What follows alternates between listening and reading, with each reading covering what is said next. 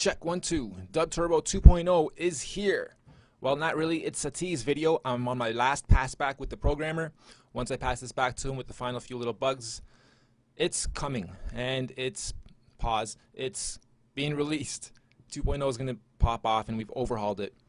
Had a lot of complaints, feedback, good stuff, bad stuff, and we've tried to accommodate everybody with this update. I think we've done a great job. What started out 2 years ago as a little project internally has turned into quite the controversial, top-level broadcast quality beatmaker.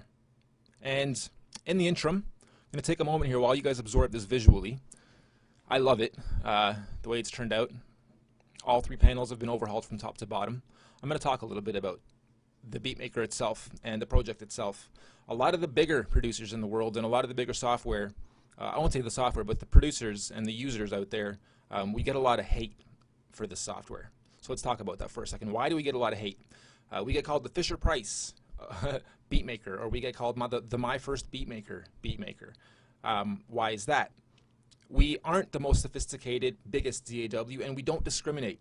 I personally have a huge studio. In fact, here's a picture of what I'm sitting in right now. On top of having DUBTURBO, I produce big, and I do stuff for audio, video, TV, film, make straight out beats for artists, for background music, for commercials. I score a little bit.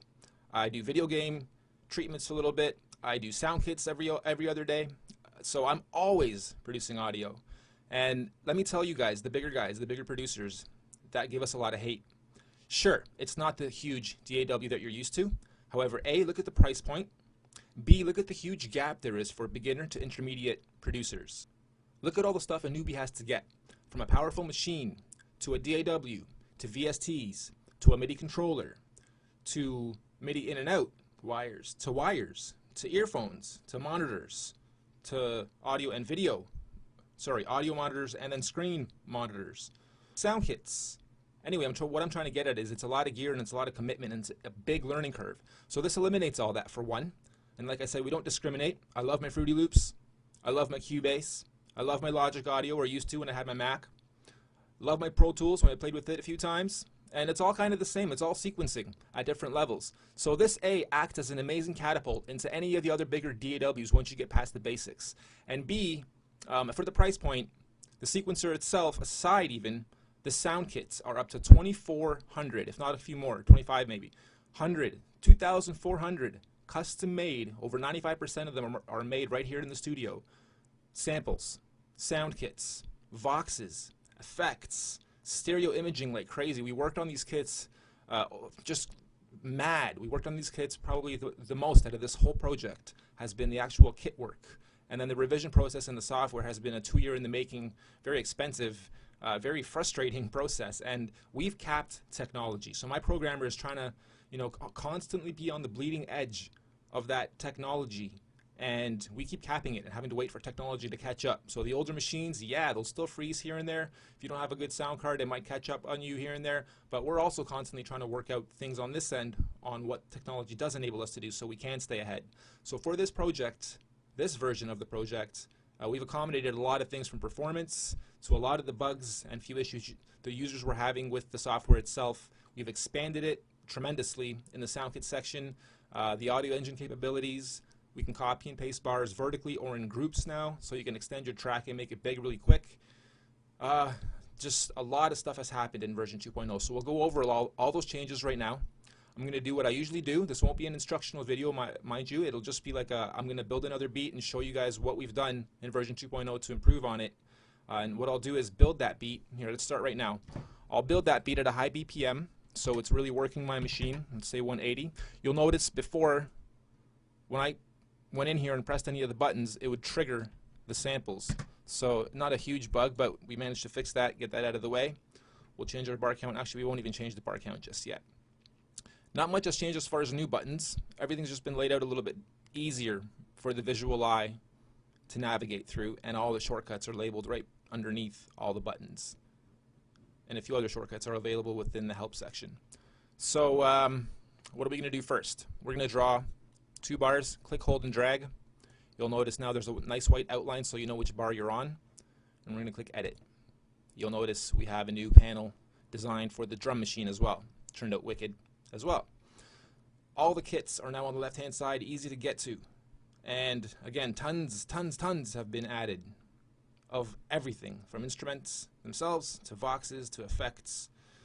Just went nuts on them. So I'm very, very proud of them. And I think you guys will really enjoy these, even if you pull them out of here and use them with other DAWs. And we'll do a few videos about that too, on how to import sounds into Cubase, or how to bounce out tracks and import them into other DAWs to keep playing with them with a little bit more capabilities and effects and mastering and compression techniques and that kind of stuff. So, working at a tempo of 180, we'll start off with beatbox. Sure. A few things we'll take note of is the sound pads are here.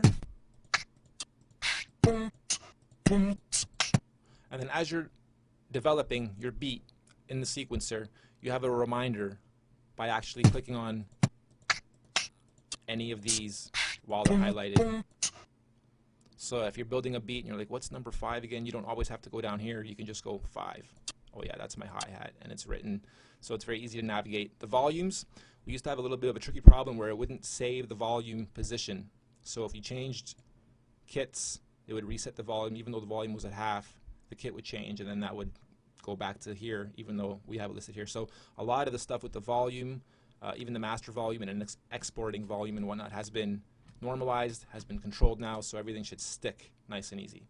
So let's go ahead. I don't really want that one. Let's choose a different one.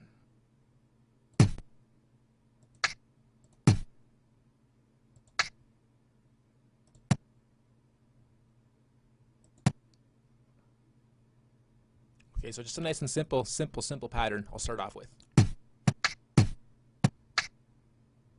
The loop, something else we finally fixed, timed right. No matter what tempo you're at, it'll loop pretty much perfectly for you guys now. That wasn't really a big issue for us, by the way, because this isn't a looper. Even though I know for beat making it's silly not to have the loop working properly, but this isn't a simple looper. You grow the bar counts out, you start making your beat, you're not really worried about the first 2 bars or 1 bar looping properly or not. However, nonetheless, it'll finally loop properly. So even while it's doing its thing, we can keep developing and building on it now while it's playing.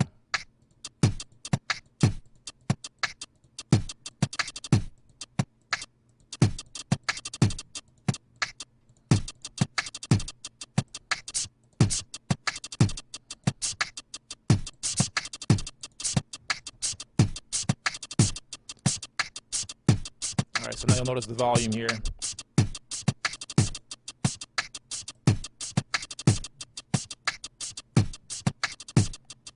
That'll now stick, even if we change up. In fact, that's another thing we fixed, is while you're changing up the kits, it won't stop. It'll keep looping on the new kit now.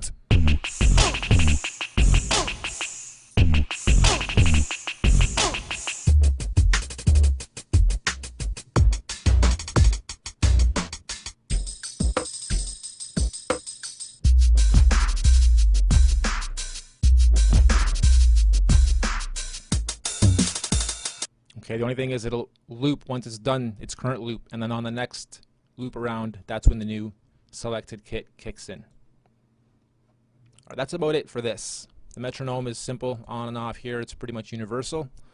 Changing the tempo is done anywhere you want in the app. It's universal too. Nothing else has changed in the buttons.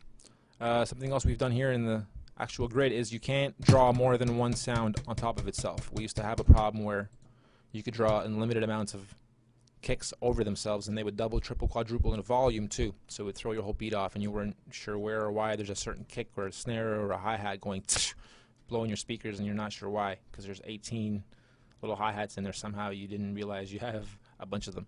Alright, anyway, so that's fixed too. We'll get out of here. Something else I've really wanted my programmer to do is to let you guys copy these bars vertically. So typically I'd have to go in here, draw another bar, go in there and start building my beat again to match that one or to complement it or to contrast it, whatever I want. Now I can simply copy downwards. So now I have that same pattern on layer 2 and on a crunk. So now I have a beatbox and a crunk doing the exact same pattern, just with different kits overlapping. We'll see how it sounds. Not bad. We'll mute them. This is by itself. This is with both.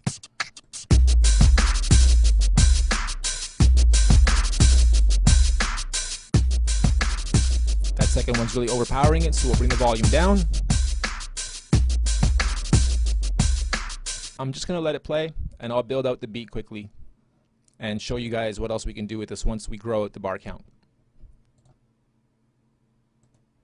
What? What's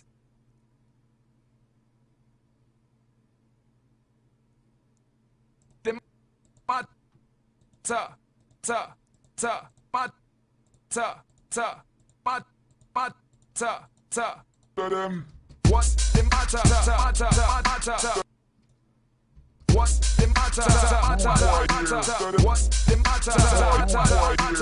What's the matter? What's the matter? What's the matter? All right, so we have a Vox layer. We'll keep going here. One more drum layer. Doesn't have to be a drum layer per se. And even though it says house or jungle or any of these kits, you apply them to whatever you want. You guys get as creative as you can. These are just naming conventions and grouping, but for the most part, it's just creativity holding you back from coming out with the most explosive, wicked, newest, hottest, freshest, most unique beat that'll have people going crazy. Effects. Some of these I haven't even really tried to explore with too much during beat process making, so I'll just be random here. Kind of like that. It's not bad either. And we'll turn it down a bit.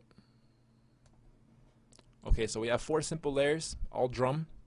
Now we'll move into the keyboard. Click, hold, drag. Notice how that white border sits around it? I'm going to choose the arrow here. Watch this. I can now select all of the bars at the same time. So now when I grow my bar count, I can copy all those over, and I'll show you how to do that in a moment. But first, let's go make some bass.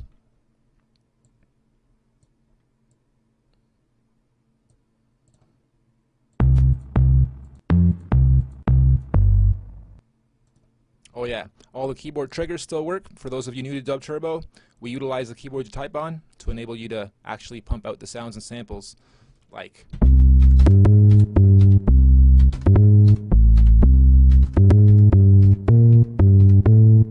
That's me hitting the keyboard, being random with the melody, but you can preview all the sounds by just selecting a sound and then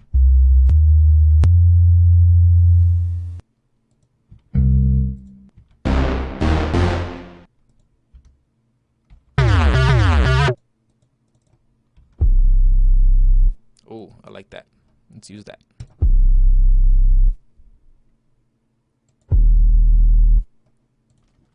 What's the matter? What's the matter? I know that what's the matter gets annoying, but don't worry. That's only going to be there once in a while. But for now, I'm just structuring all the layers. Okay, we got a bass.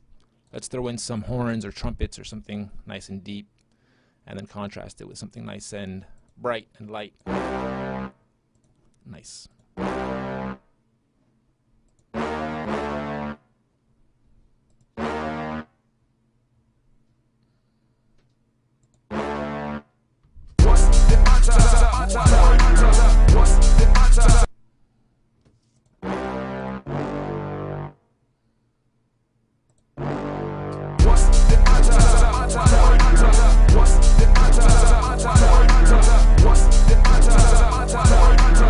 And if we want to change it up, just change it up. You want to do chords? Excuse me. Sure. Pop them in. If you know what you're doing with chords. If you don't, we have chord charts for you in the members area, so you can go look them up. So you can do. Might not be able to tell on certain sounds, and you can on others quite a bit, and chording doesn't work because the sound's just too affected already, so it doesn't sound good overlapping too much. Sounds pretty good on this one. So we'll go back to the first one. I really like that horn. Not that one. That's the one. But we got to get rid of the chords now. See what I was saying? It doesn't always sound proper.